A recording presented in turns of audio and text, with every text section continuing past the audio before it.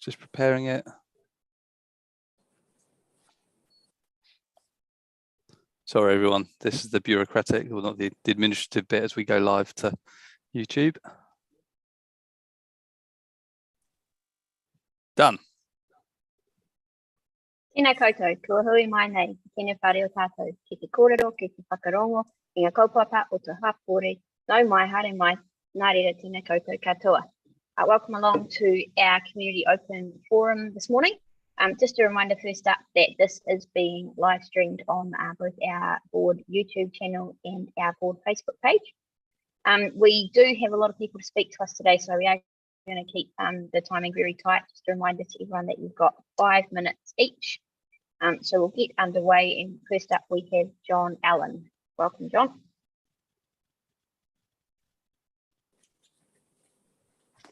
Can you hear me? Yes, we can hear you. Right. Good morning, board. I just want to ask a couple of questions.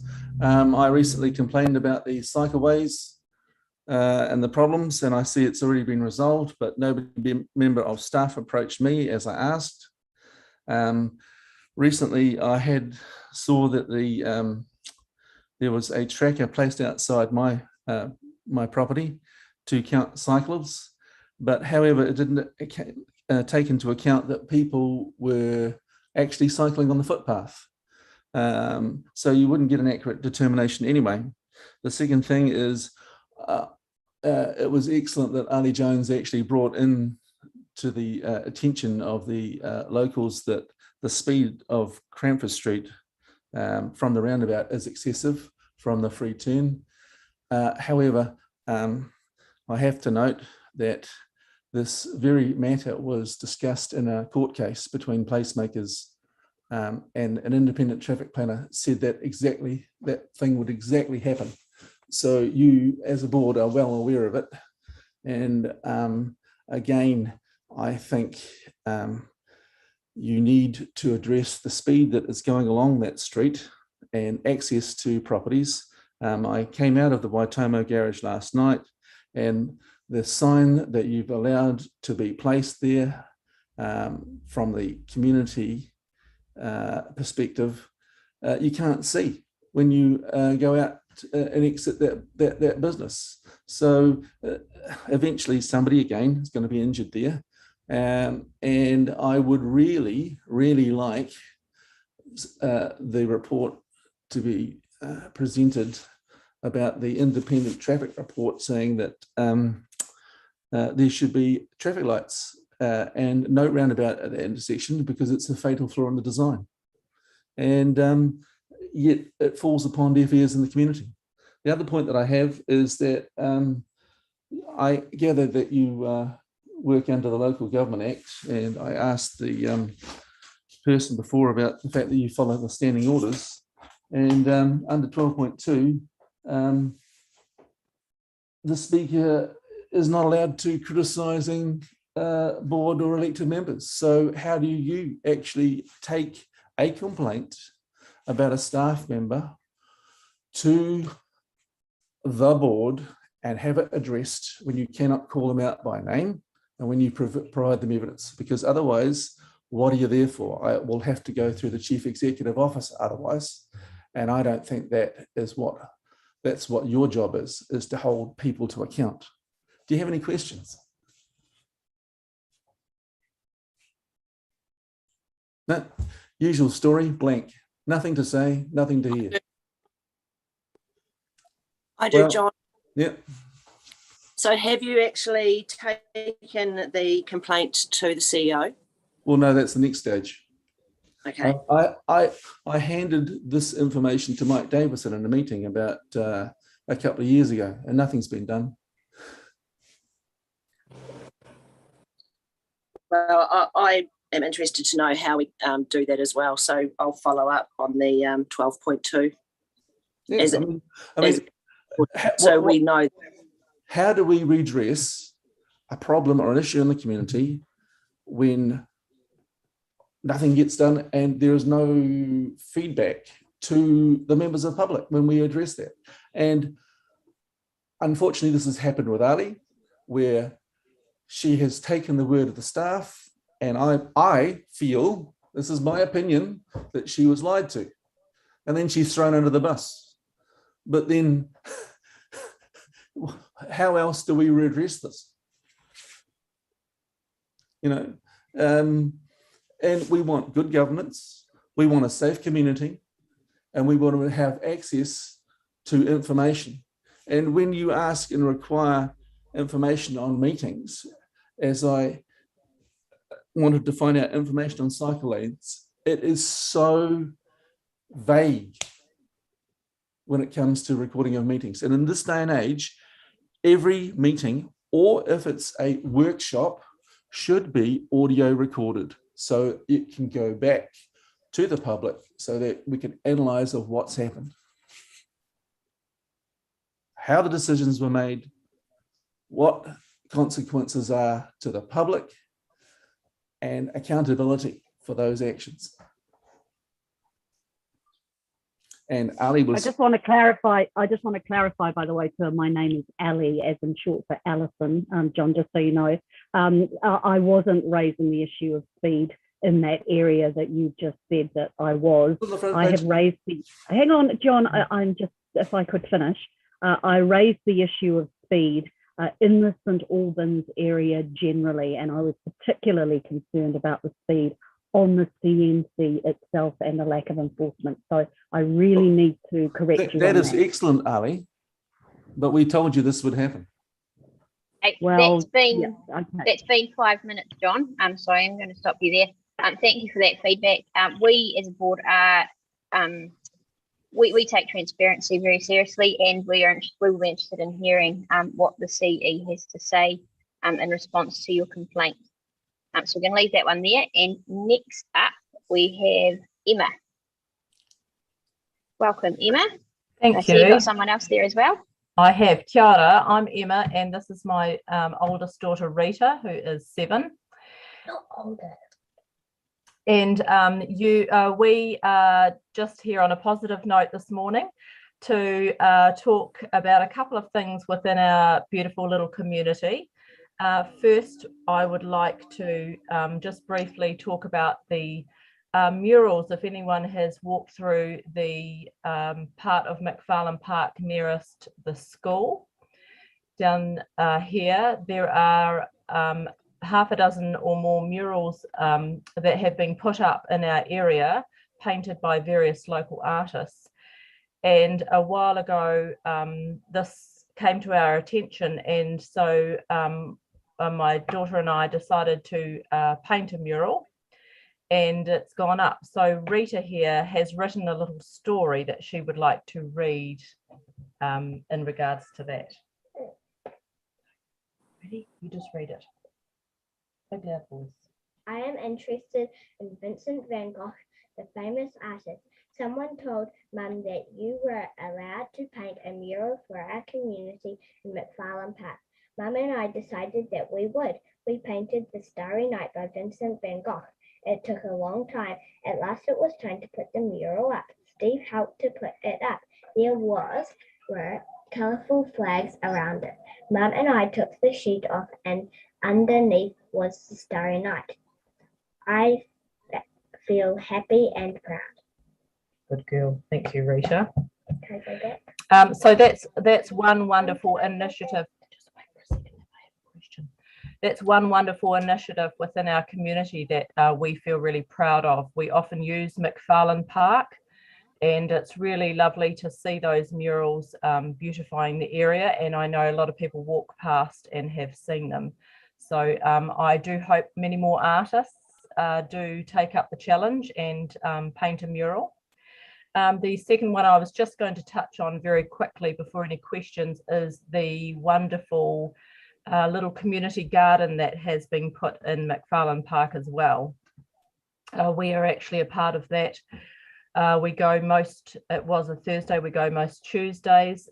We homeschool, so the children are able to go as well. There's a little children's gardening club that we belong to, which has just begun. And sorry, that time's gone out for her. And we, great initiative. We often walk past there at least once or twice a week to see if there's anything to nibble. A lot of people enjoy it and a lot of people do use it. So it's something that I hope stays long term within this area. Two things I'm not going to talk about, but two other things I do think are wonderful is the cafe, the local cafe, and also the tool shed. But I won't go into detail about those. Does anyone have any questions? Not really. Not a question, Emma, but lovely to hear all those things are being appreciated in the community, and those murals do look great. The creative community funding is open at the moment. So if you are wishing to activate any more, that's open right now for funding and for things like murals and so forth. So maybe I'm sure Steve probably already knows about it, but that if you to fill that fence from one end to the other. Yes, that would be amazing. Yeah, Steve and the Shirley Village project do have funding for 10 more murals, so it's going to be fantastic to see them all go up there. Thank you very much, Emma. That was fantastic to hear about those positive things happening in Shirley. Thank you. Do we have Mary Duff? Yes. Yes. Yes. I would like to talk about the rubbish bins in the park. We have one little one outside our park, and it was lovely. It was never ever vandalised or burnt. You put a new one in the park, and guess what? Someone burnt it down. So are we going to get more rubbish bins in the park, because we have a lot of young boys who play in the park during the weekend, and they bring their large bottles of Coke and large bottles of Fanta and just throw them on the ground? Let's get rid of Coke and Fanta. And also, I would like to thank the council very much for getting rid of the graffiti out of our area so quickly. That's been a great effort by residents with the graffiti. The residents need to report it before council can get rid of it. So that's you guys doing a fantastic job there. And rubbish bins in the park is something that we will be discussing later on this morning in one of our briefings. And we are aware of the need, especially around the basketball court that's come through with the youth audit that was done there. So that is something that we are well aware of, but we appreciate you bringing it to our attention and reinforcing that. Okay, thank you. Thank you, Mary. Do we have Julie Gray? Emma. Thanks, Emma. Morning, Julie. Good morning. How are you this morning? Good, thanks, Julie. I'm wanting to speak about the park sign that we've been waiting for, and it's a plaque for Robert McFarlane, the Mayor of Christchurch. I have been in contact with Stacey, and it's regarding the sports that we have in the park. We're wanting people to know how the park was named and how it came about, because Robert McFarlane used to live in Shirley, and he has became mayor in the late 90s, 1880s and everything. So I was just wanting that to be put back into the park. Was there a plaque previously? Yes, there was a plaque there, and it was taken away, and it's been over 5 years since it's been taken away. Yeah. Okay, well, that's definitely something that we as a board can look into. I'm sure we'd all be supportive of reinstating that in there, getting some nods. So thanks for that, Julie. Was there anything else? Well, as an ex-family member, that plaque it would be nice for it to be returned. Yes, absolutely. Yeah. Where was Julie? Where was it? It's actually by the first entrance on Emmett Street, on a piece of rock, and it was actually screwed in and probably glued there. So that's where it was. And is the rock still there? The rock is still there. There is proof of it being there. And as a part of the sports club, I'd like to see it put back, because the sports people come through and see it all the time, and including children. Was it an official one, or was it one that residents had put in? Do you know? No, it was an official one. Okay. Do you have a photo of it? No, but Stacey from the council does. Okay. Okay. Great. Well, that's great that you've talked to Stacey about it, and we will follow that up and see what we can do about getting it put back there. That would be great. Thank you. Great. Thank you, Julie. Okay. Do we have Hannah here?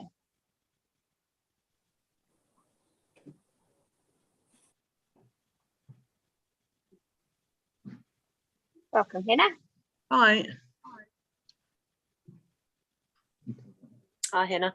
Hi. Yeah, I just wanted to talk about the lighting down Aitchison Ave. My daughter works over at Hornby, and she has to walk down. I think she has to catch 2 buses to get home, and by the time she reconnects with the Orbiter, because it's the last bus, it's after 10:30, 11 o'clock before she can get home. So the distance from Hills Road to McFarlane Park Centre is like really, really dark, and it's just unsafe for her to be walking down there. And I myself don't like walking in the dark, so I don't meet her, but I try and meet her at the corner and sort of wave to her and let her know I'm there. But it is very, very dark, and I just feel so unsafe.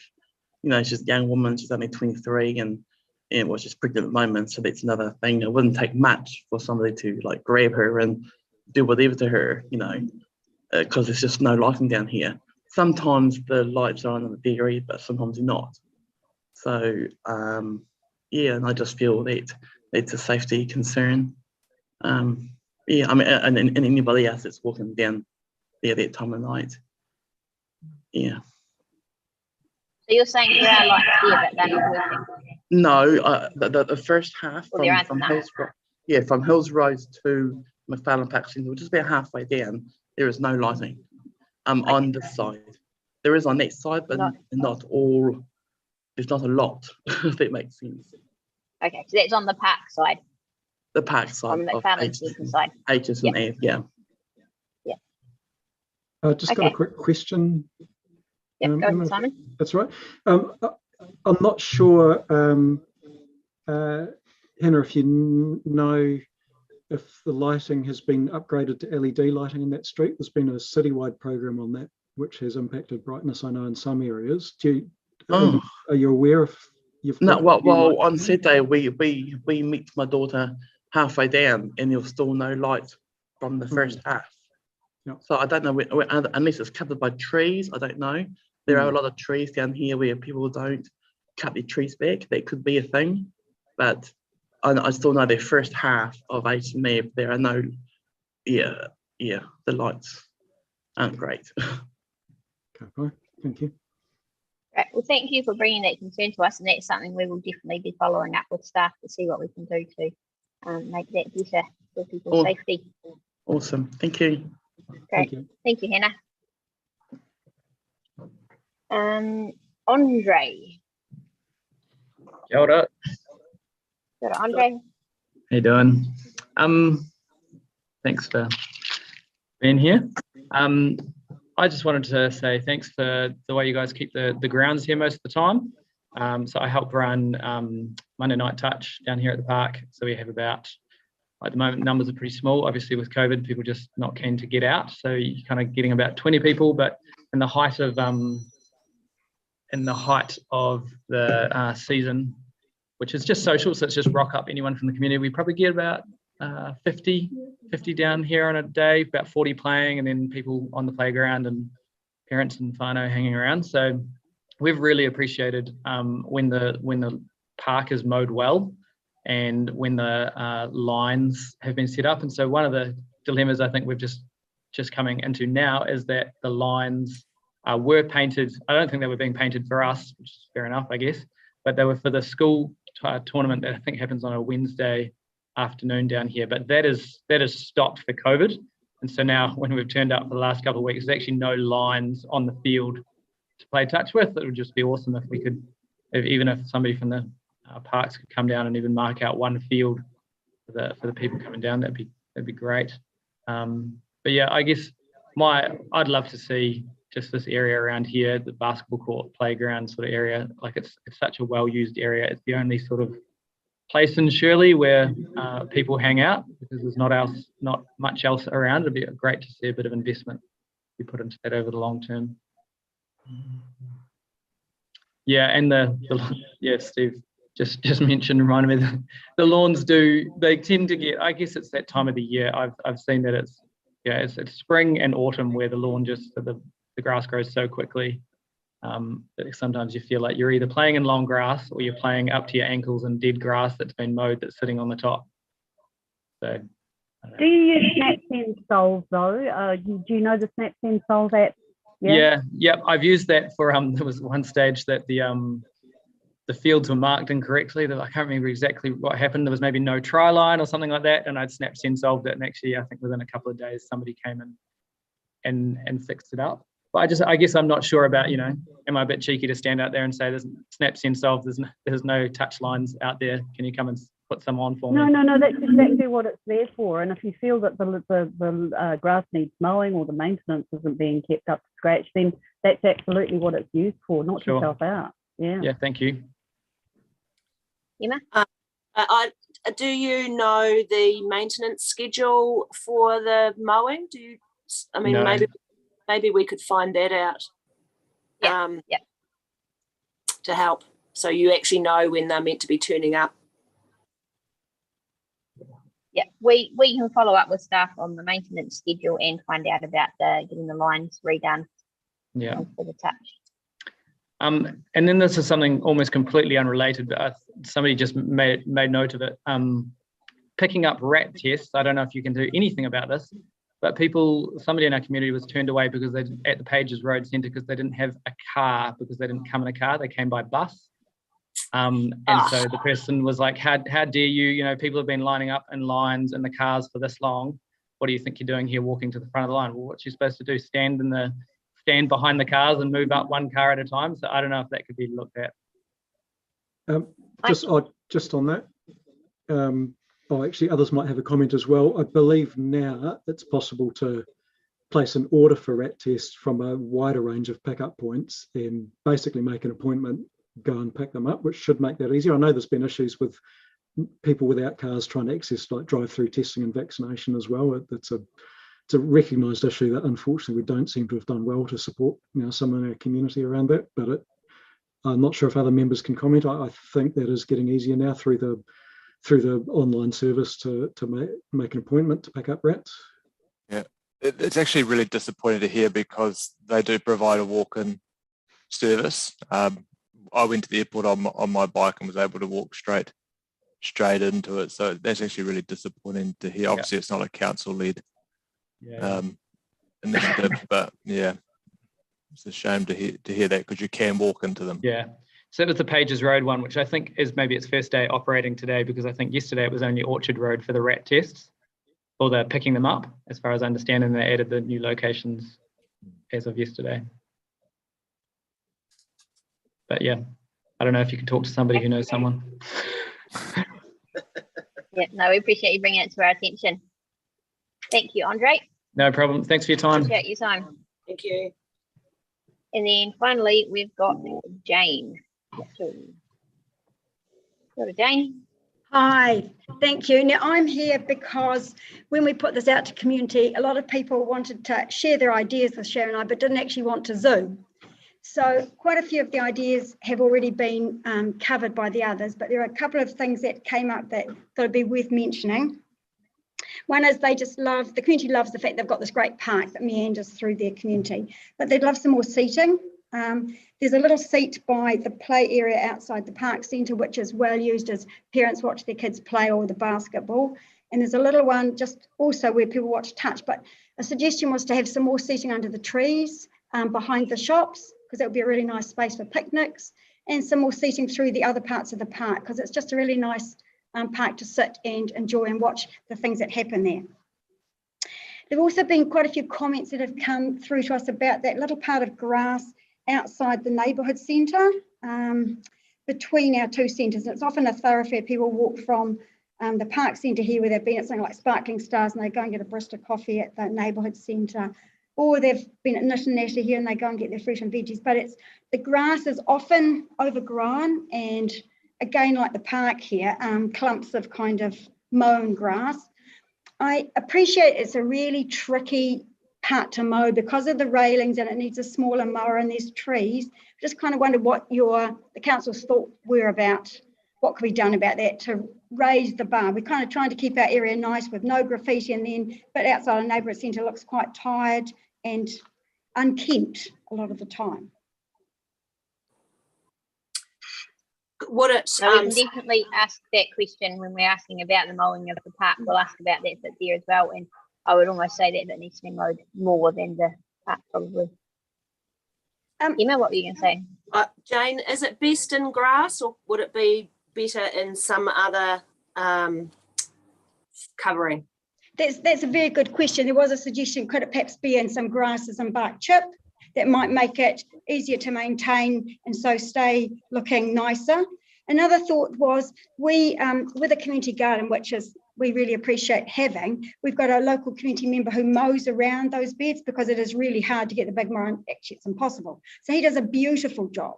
So I didn't know whether the council might be interested in giving us the contract to keep that little bit tidy when those other bits, which needs a small mower or weed eater, and we could employ someone to do that. Just a thought that came through too. Because there's also the little bit round behind the kindy and the back of the park centre, which faces the playground, that also can get easily overgrown, and the little bits around the basketball court, because they're just little small tricky patches to mow. But whether a community, we could perhaps take on the contract, employ someone to do that, take pride in their community. I don't know, just a thought. A great idea. We'll look into that and see what can be done. Brilliant, thank you. I've got nothing else. If Steve's got anything. Okay, thank you very much for your time. Really appreciate this opportunity. And yeah. No, we appreciate hearing from you and all the other Shirley residents. It's been fantastic. Thank you. Thank you. And thank you for all you do in our community. We really appreciate having this wonderful park, and yeah, the way you contribute. And especially the graffiti. The ladies are so impressed with the graffiti team that they snap, send, solve, and it's done. So, thank you. Great. Okay, so that brings us to the end of the public part of the meeting. The